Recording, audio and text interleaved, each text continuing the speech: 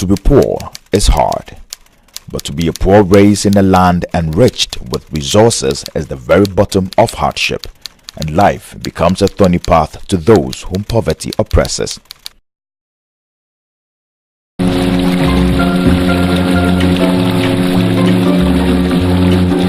Amansule River in the Western region. Wondering why I'm wading through this river? Where I'm going to? Or perhaps what is even beyond this point? This district is among 21 other districts here in the Western region. And beyond this point is Mejina, a community, small community which is estranged from other major townships. Let's get to find out some shocking revelations and intriguing revelations and the way of life, what sits with them in terms of resources, and how life actually is beyond this point.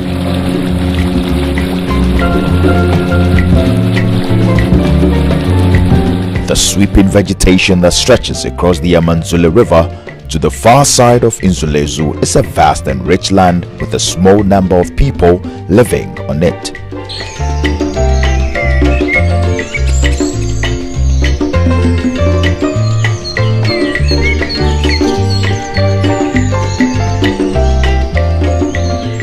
Mayejina is a small community in the Jomro constituency of the Western region. Life here can best be described as primitive.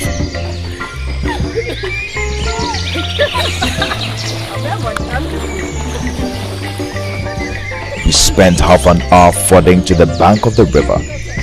At the river bank, we were informed by the young man who brought us with a canoe that we had to walk about 30 kilometers through the forest before getting to the community.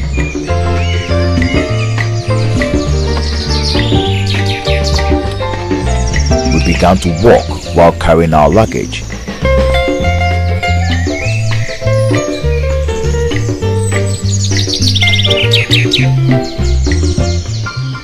It got stressful as we covered more ground.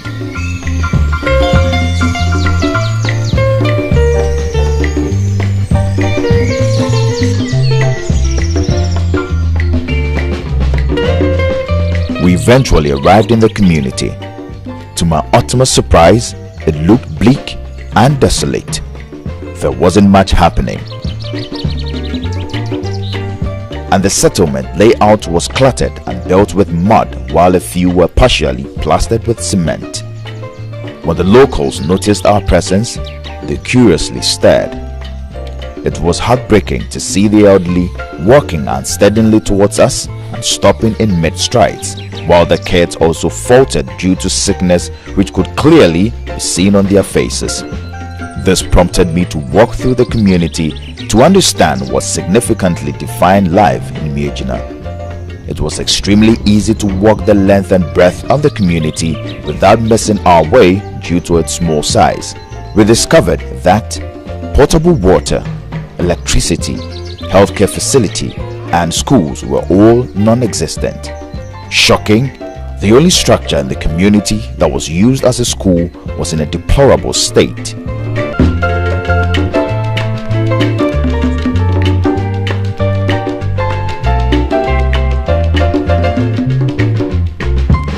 You could clearly tell that teaching and learning haven't been done for years in that space. We were told it was abandoned by pupils because their parents couldn't afford to pay 1 cedi a month as tuition fee. I was interested to know who was responsible for teaching the kids in the community. I eventually met with the teacher, Nicholas. Nicholas is a missionary who visited Mayejina and was appalled by the level of illiteracy in the community. He took it upon himself to do something about the situation.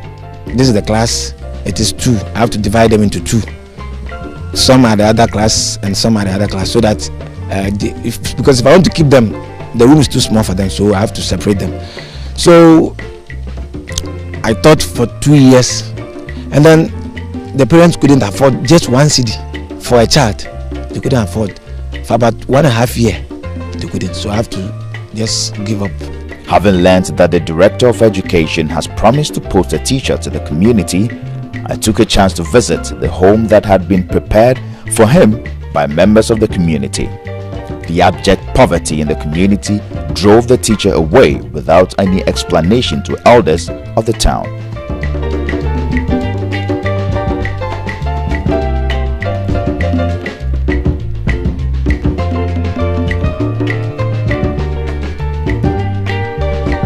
This daunting situation about the lack of education amidst other imminent issues such as poor roads, proper healthcare facility, has been the heartache of the chief in the land. The chief expressed worry about the perilous state of the community. A house stand no more than a funny sukuko near Carquine, Lati Abbey, Yeni be crack. Abaya Basina or Bahaba to Aba or to Abaya, the FFL Mukwa Rano, only a beam. Until say, Yenia Brepa say, is your moi. I will be boy na Ukraine so to pom. Say for your cool big room, that is swamp Benumpo Island. I am a school corner. Of Akua Billionaire, consigning son Marcus School. There are two impents in Mayejina. Out of sheer curiosity, I tried accessing the second alternative.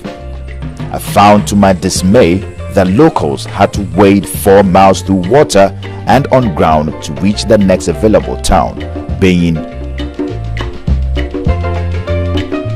Due to this obvious risk, the chief has reached a consensus with parents to only send children above 6 years to school.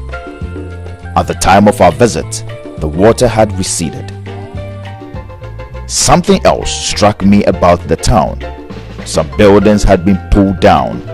The youth organizer in the community explained the exodus of people from the town because of the stifling economic conditions. These structures are pulled down by occupants to signify that they are never returning to Mayejina. These people are part of the Ghanaian voters. They vote to elect leaders to lift them out of their abject poverty. But this hope is quickly becoming a dream each passing day. And it is sad to know that the eyes and ears of the authorities have been closed to the plight and cries of these people in Mayejina community. This is the life beyond the greens. Shocking revelations, disheartening and heartbreaking. Joshua Nana Kwame Ayira, GH1 News.